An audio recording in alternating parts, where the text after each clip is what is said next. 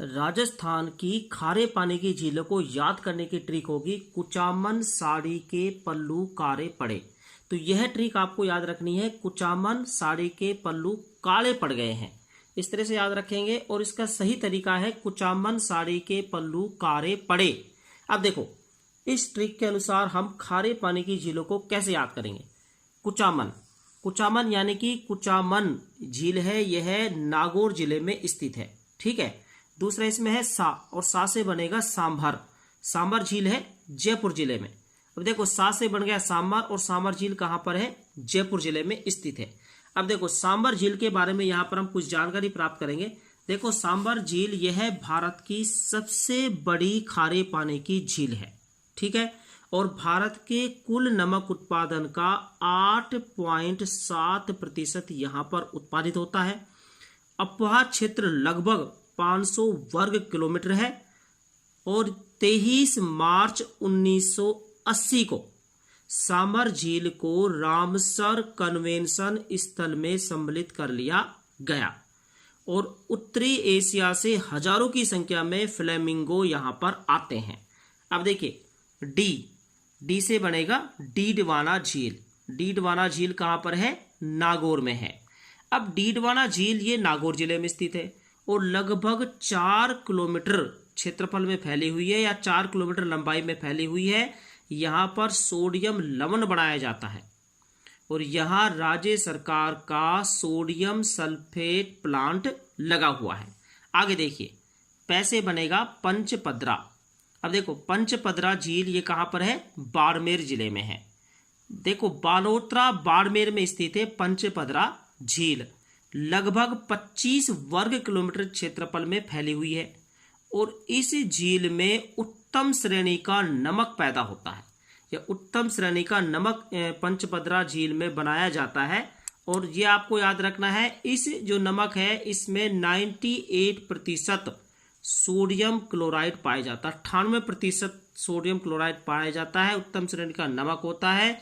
और एक बात और याद रखेंगे हम, इसमें खारवाल जाति के लोग मोरली झाड़ी के उपयोग द्वारा यहां नमक के स्फटिक बनाते हैं। कौन सी जाति के लोग होते हैं, खारवाल जाति के लोग होते हैं, मोरली झाड़ी के द्वारा नमक के स्फटिक बनाते हैं। इसके बाद देखिए, यहां पर लू से बढ़ेगा लूणकरणसर झील, ये कहां है, बीकानेर जिले में स्थित है।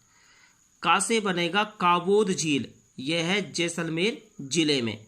रे से बनेगा रेवासा झील, और यह है सीकर में। और पै, यहां पै को आपको मानना है फै, फलोदी। फलोदी झील है जोधपुर में। और डे से बनेगा डेगाना, डेगाना झील है नागौर में। तो यह है खारे पानी की झीलों को याद करने की ट्रिक, कुचामन साड़ी के पल्लू कारे पड़े। और अब हम मीठे पानी की झीलों को कैसे याद करेंगे, उसकी भी मैंने ट्रिक बनाई है, वो ट्रिक भी देख लेते हैं। अब देखो, मीठे पानी की झीलों को कैसे याद करेंगे। ट्रिक है, जयराज उदय पिता पुष्कर आना, और पन्ना सेठानी नक्सील को बुलाना। देखो, ये 2 लाइनों का सूत्र है, वो आपको याद रखना है। या 2 लाइनों की ट्रिक है। जयराज उदय ये पिता का नाम है, जयराज उदय पिता पुष्कर आना, और साथ में किसको लाना है, पन्ना सेठानी नक्सील को बुलाना। तो इसको कैसे याद रखेंगे, जयराज उदय पिता पुष्कर आना, पन्ना सेठानी नक्सील को बुलाना। अब देखो कैसे याद रखेंगे। जैसे बनेगा जयसमंद झील, यह है उदयपुर जिले में। राज से बनेगा राजसमंद झील, जो कहां पर है, कांकरोली में है, राजसमंद जिले में है। और उदय से बनेगा उदय सागर झील, जो कि उदयपुर में है। पी से बनेगा पिछोला झील, जो कि उदयपुर में है। और ता से बनेगा तालाब शाही झील, धौलपुर में है। पुष्कर से पुष्कर झील अजमेर में है। आना से आना सागर झील अजमेर में है। अब देखिए, पन्ना से बनेगा पन्नालाल शाह का तालाब, कहां पर है, खेतड़ी में है, झुंझुनू में है। सेठानी से सेठानी का जोहोड़ा, ये चूरू में है। नक से बनेगा नक्की झील, माउंट आबू सिरोही में है। सिल से बनेगा सिलिसेट झील, अलवर में है। को से कोलायत झील, बीकानेर में। और बुलाना, यहां पर आपको मैंने तुकबंदी जोड़ी है, तो यहां बुलाना, यहां बाल आपको मानना है, बाल। तो बाल से बनेगा बालसमंद झील, जो कि जोधपुर में है।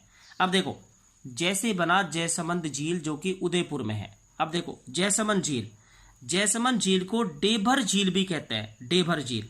1685 से 1691 की अवधि में महाराणा जयसिंह द्वारा गोमती नदी पर बांध बनाकर इसका निर्माण किया गया था। ठीक है, और यह मीठे पानी की राजस्थान की सबसे बड़ी झील है जयसमंद झील, याद रखो। और एशिया की दूसरी सबसे बड़ी कृत्रिम झील है जयसमंद झील। और यहाँ पर 7 टापू हैं, ये भी याद रखना है। सबसे बड़े टापू का नाम है बाबा का भांगड़ा और सबसे छोटे टापू का नाम है प्यारी। यहाँ पर 2 नहरें बनाई गई थी 1950 ईस्वी में, श्यामपुरा व भाट नहर। ठीक है, अब राज से बनेगा राजसमंद झील जो कि कांकरोली में है। कांकरो राजसमंद जिले में स्थित है। देखो, नौचौकी की पाल इस झील की उत्तरी पाल है, जहां 25 शिलालेख है और उन 25 शिलालेखों पर राजसिंह प्रशस्ति उत्कीर्ण है और जिसमें मेवाड़ का इतिहास संस्कृत भाषा में लिखा हुआ है। सन 2000 में जून महीने में पिछले 100 सालों में यह झील पहली बार सूख गई थी। आगे देखिए, उदय से बनेगा उदय सागर झील जो कि उदयपुर जिले में स्थित है। आयरन नदी का पानी इसमें आता है। इसका निर्माण महाराणा उदय सिंह ने करवाया था 1559 से 1554 ईस्वी, नहीं सॉरी 1564 ईस्वी के बीच में। ठीक है, अब देखिए पी से बनेगा पिछोला झील जो कि उदयपुर में है।